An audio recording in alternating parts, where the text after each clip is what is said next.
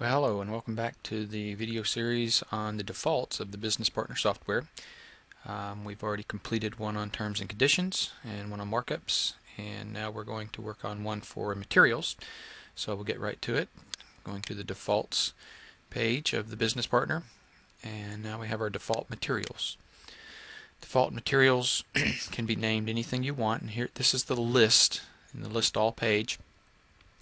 And whatever makes sense to you. I have found it beneficial to basically create names that include the door model, the types of materials that will be used, and the finish process many times, and on occasion some of these, like we see here, that this is antique white rigid thermal foil, and frosty white painted, frosty white rigid thermal foil.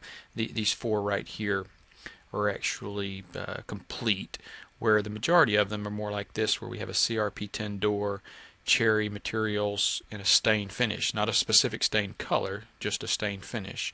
So if we go and look at this particular material default, you'll recognize this page from the material entry page at the job level. Basically what you're doing is you're filling in this page for future use as a default.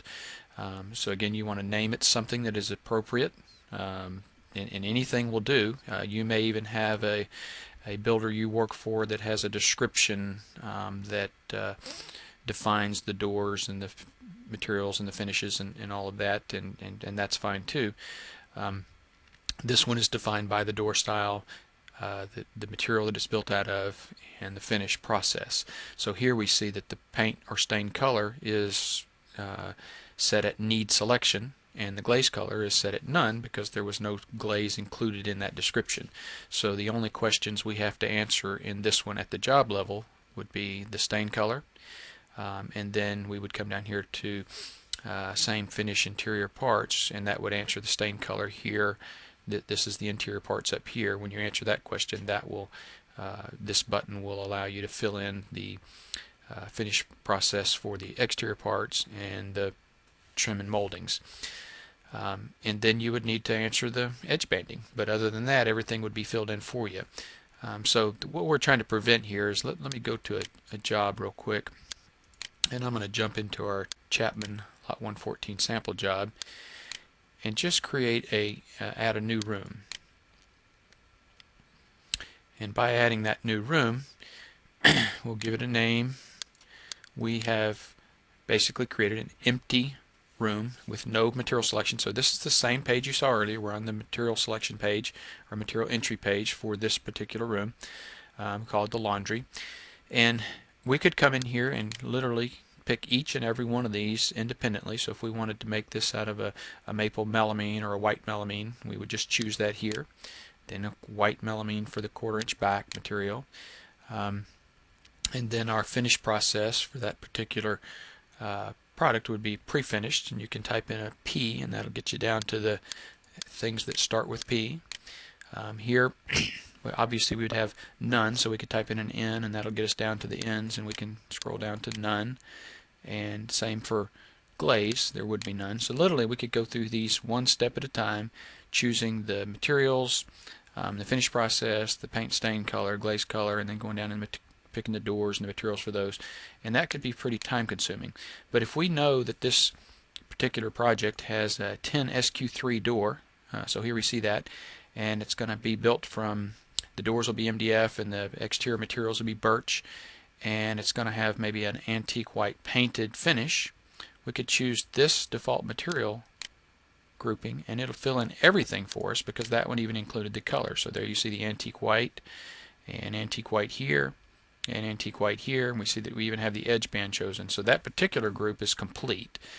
If on the other hand we were going to use a CRP10 door, say a raised panel door with a stain and a glaze, we'll do that. Again, this completely fills out this page for us, but what's missing, because it's just the finish process, the stain and the glaze, not a particular stain color, not a particular glaze color, we see these are still blank. They are not blank, but they need selection. And that would print on your reports as a reminder to you and the homeowner that maybe we've priced this project with a stain glaze finish, but we haven't picked a specific stain glaze. So that's how the material selections work, or the material defaults work. Basically, we're creating a default set based on something we would use fairly frequently, and then we're copying that set into the job level per room, and every room could have a different default set if it needed to. But again, you see in our list of defaults that they're fairly extensive. We use these pretty frequently, and there's quite a few here of the default material types. And you see down here I do have some of those I described earlier, where this particular builder has a name that describes everything about this particular type of project. So if I choose this Urban Luxury Walnut, then it chooses the door style that they would want me to use. It chooses the materials that would be used, even the finish that they would want. So this one is a complete selection, and here we have the option in the description or purpose to be a little more specific about what we want. Up here, obviously, in the default name, we have to be short so that we can read that in the fields when we're choosing it. Then it's not longer than the field itself. But down here we can say this is a veneer slab door, and it's grain matched, and it's a walnut material. It's going to have a natural finish, and it's for the urban luxury for this particular builder. So that hopefully that's a helpful tool for all of you to be able to have a default material setting where you can choose all these and then copy it to the job level and not have to answer all these questions for each room of a job.